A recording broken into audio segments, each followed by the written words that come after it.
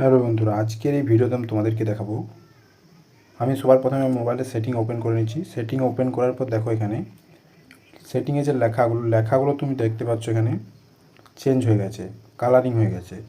এই ফন্ট কীভাবে তোমরা চেঞ্জ করবে, আজকের এই ভিডিওতে আমি তোমাদেরকে পুরো প্রসেসটা দেখাবো। এরকমই না, আরও অন্য নানা রকমের ডিজাইনের ফন্ট তুমি চেঞ্জ করতে পারবে। তো এর জন্য মোবাইলের সেটিংয়ে তোমরা থিমসে চলে যাবে, থিমস অপশানে ক্লিক করবে, বা থিমসের আলাদা অ্যাপস থাকে, ওখানেও ক্লিক করবে।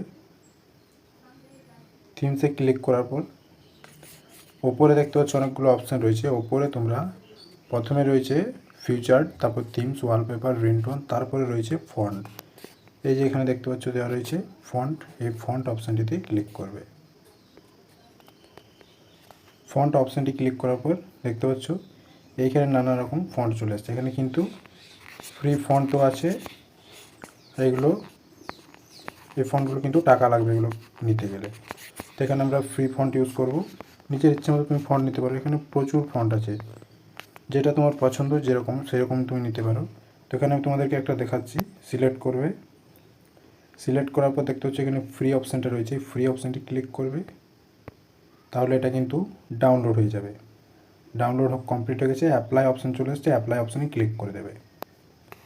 তারপরে এখানে 2 সেকেন্ড টাইম নেবে তোমার, 2 থেকে 5 সেকেন্ড।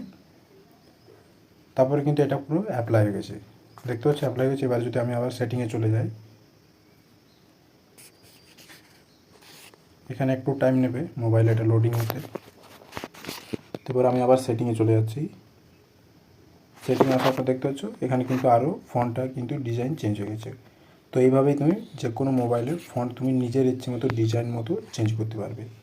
তো বন্ধু, এই ছিল আজকের ভিডিও। যদি হেল্পফুল মনে হয় অবশ্যই একটু লাইক করে দেবে, আর এরকম হেল্পফুল ভিডিওগুলো দেখার জন্য অবশ্যই চ্যানেলটি সাবস্ক্রাইব করে নেবে।